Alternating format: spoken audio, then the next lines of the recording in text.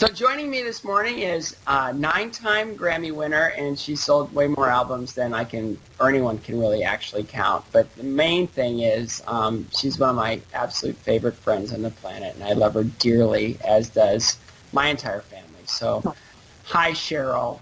Hi, Scott. You know, I think for a lot of people that don't really know much about you. I know a lot about you, but a lot of people know you as an artist and as someone who gives back. And but you know, there's a lot of things that they don't know. I mean, can we just talk about some basic stuff?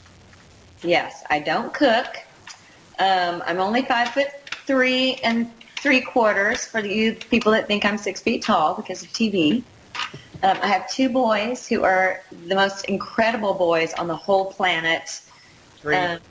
Above all other children, except for maybe the Hamilton boys. No, I'm kidding. I am a cancer survivor. I just had my 10th anniversary April 18th. Actually, I was diagnosed in February, and I live in Nashville now, where the paparazzi don't exist, and we have a normal life, and yeah, all is good and right in the world, mostly.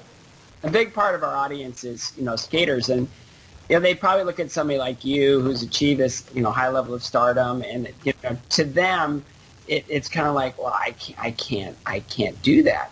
But it always comes back to just the work, right? Just putting the time in and not being afraid of really anything. It's just being true to yourself. Right? Yeah, I have a lot of people that say, "What advice would you give somebody who's starting out?" And I know it sounds super old-fashioned. But I think at the end of the day, well, I mean, on a philosophical level, I feel like everything in life is a result of your intention. Mm-hmm. If your intention is to be famous, then you might manifest that, but there is no joy in not loving what you do. And it will only ultimately be a disappointment in my mind, because the fame thing is a coat of paint that ultimately winds up cracking, and then there's going to be this other great coat of paint over here that we want to look at. And I always tell young people, get into the love of the work. Learn as much as you can. Listen to other artists. Practice. I know practice is very not glamorous, but the satisfaction that you get from feeling yourself grow as a performer, as a writer, as a producer, or whatever your craft is, as a skater, will be so much more impactful to you as you become a fully realized, hopefully evolved person than becoming famous and feeling the disappointment of never measuring up and never being able to hold that fame. I grew up watching ice skating. That was my favorite thing. I mean, I never, if it was on Sunday afternoon or Saturday afternoon, or if it was the Olympics. In fact, I got my hair cut like Dorothy Hamill, and I have very curly hair, so I look like an idiot. But that was, you know, to me, that I even asked Santa Claus for an ice skating rink when I was little. But every little girl in America watched the Olympics and wanted to be Dorothy Hamill. It matters. I mean, I know there's a discouraging feeling when you're working so hard and you feel like you're not penetrating, but you are penetrating. You know, you're giving somebody a dream. Then it's really fun touching people in a really impactful way of igniting joy in them, and sharing what you love with them, and they love you back, or they love it back. You know, not you, but it back. They love the practice of it. And that doesn't come from a perfect performance. No. You know, my greatest connections I've made have not come from perfection. They've come from vulnerability and from openness and that human experience that we all have, you know, whether it's insecurity or whatever. It's a relationship. It's like any relationship. Yeah. We got the big show coming up this weekend, and it's a big scary monster. You're no stranger to it. You've done Cleveland, and I remember when we went to see you in Memphis, and you looked at me after the show, and you said, "I want to do your benefit in Cleveland." I was like, I didn't want to ever put that on. She just asked me to do. And I was like, did she ask me out? I grovel to get people to do that show, and then you said, yeah, I go, okay.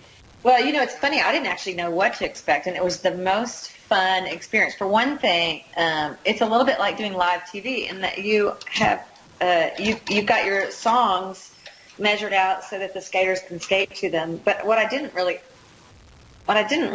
I don't think grasp was that while I was playing, I was going to get to watch this thing that I had grown up loving.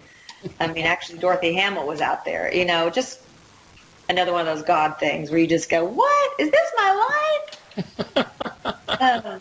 I think people are probably in Nashville aren't hip to it yet, and I'm really hoping that people come out this first year and really enjoy what for us will be our, kind of our first time doing this in Nashville. We've got a whole bunch of performers on it who are fantastic. Jules, Sarah Evans, Ben Rector, Rodney Crowell, great skaters. When you bring your kids to something like this, it's great. I mean, it's very inspiring and it's very exciting. And aside from the cause, it's going to be a really fun night. And it's so different than anything that you see because it's music and it's songs that you know and it's artists that you love. And then you're also being entertained. So you kind of don't really have time for No, there's no room for that. There's no room for that at all. Just be there. Well, a big part of the theme of this week's show is giving back. And how would you guide somebody to finding, their philanthropic purpose? Well, there are 1,000 things that you can do in your community that if you open your eyes and your heart and you look around, there's need everywhere. And sometimes it does get overwhelming to try to choose one. But I find that I'm always led in a direction. It's interesting. I had always done work for breast cancer awareness and breast cancer research, and then I wound up being diagnosed with it. And so, it's funny. Sometimes your causes will choose you, and sometimes you'll just feel led to get involved, and then there'll be no mystery once you get into the work of it as to why you're where you are. There's never any downside to helping. There just isn't. And your biggest blessings will come from opening your heart to somebody else who's in need. And you are always 100% available. Thanks for joining us today. Absolutely. Have a great day. Well, Sure, I'll see you in the next couple of days. I'm sure you will. Love you. I love you too.